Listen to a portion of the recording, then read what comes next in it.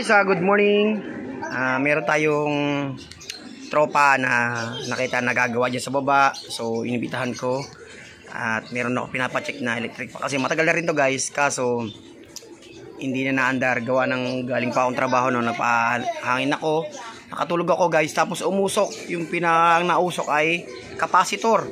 So ito nga pala si, ano pangalan na idol? Efren. So yan si Efren. Yan nauwi dyan sa may Roseville.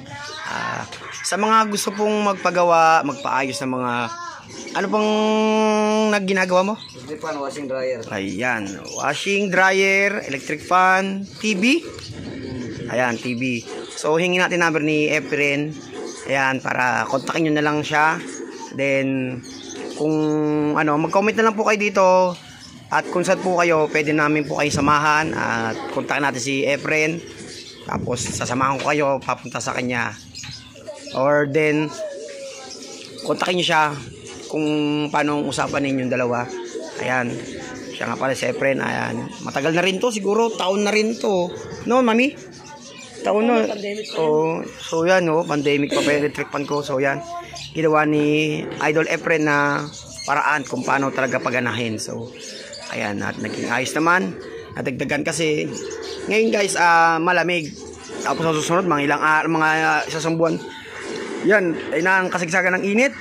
So kaya pinayos ko yan, pinapacheck ko para meron tayong electric fan ulit. Meron pa tong guys sa kabila, isa pinapayos ko pa para sa computeran yung mga customer natin. Yan. Ano bang number mo kuya? 0926 8141 340. Ayan. Ayan guys, dyan ko lalagay. Ayan ang number ni Kuya Efren. Tapos kontakin nyo siya. Then comment lang kayo dito sa atin. Ayan, para malaman natin kung meron kayong update or papacheck para puntahan ko si Kuya Efren dyan sa may Roseville. Then sasamahan ko siya kung saan kayo lugar. Basta dito lang po sa Kabuyaw. At malapit lang, medyo kayang-kaya naman motorin. Yan, sasamahan ko siya para maservisan ng kung anong papagawa sa inyo. Basta mga sirang lang kung anong halimbawa TV o sirang puso, nagagawa ka rin ba kuya? Yan, hindi pala kasi may mga sirang puso dyan.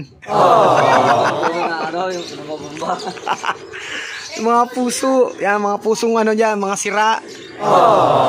Hindi natin daw kayang gawin yan. Yan. May stress lang ba?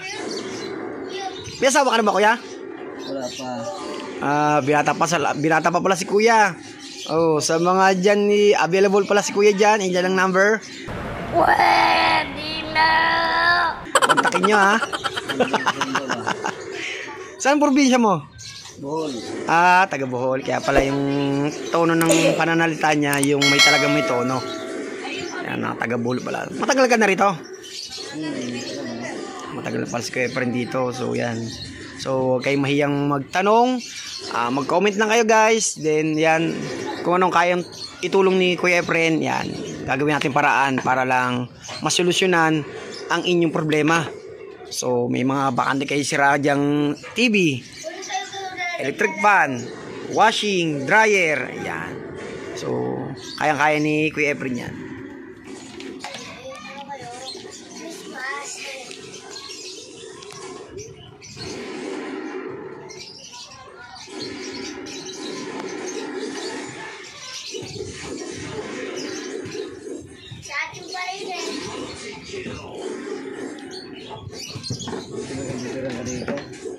Yan ang pinagkakakitaan ko lang.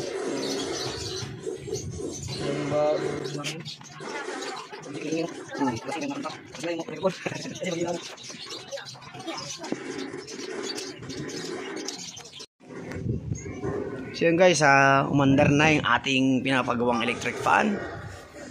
So ginagawa ng paraan ni kuya. Kasi nga medyo maluwag yung pinakalak niya.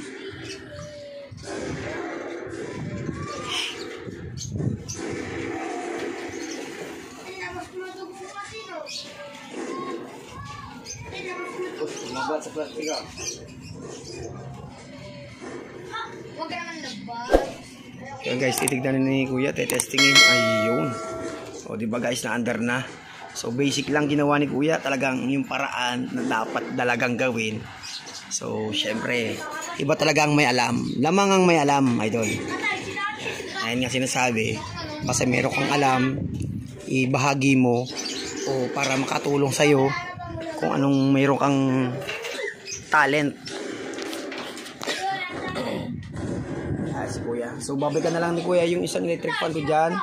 Kasi nga, natatakot siya mag-ano yung sa mga live. Kasi nakarekta siya eh. Kaya hindi namin makat.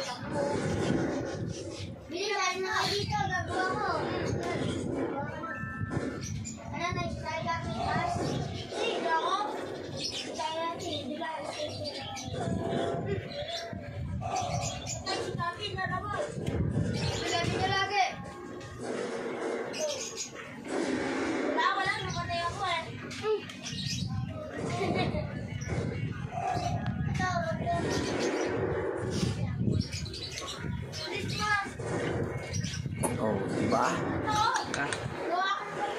Ayos. So, tapos na ang ating video guys. So, hanggang dito na lang. At maraming salamat nga pala sa patuloy na pagsuporta. At malapit tayo, umabot na tayo ng 4-5 subscribers. Yan. So, lagi kayong mag-ingat. Salamat kay Kuya Efren. Yan. Kuya Efren, kaway kayo dyan sa ating vlog. Yan. Thank you guys. Lagi mag-ingat. Bye-bye. God bless.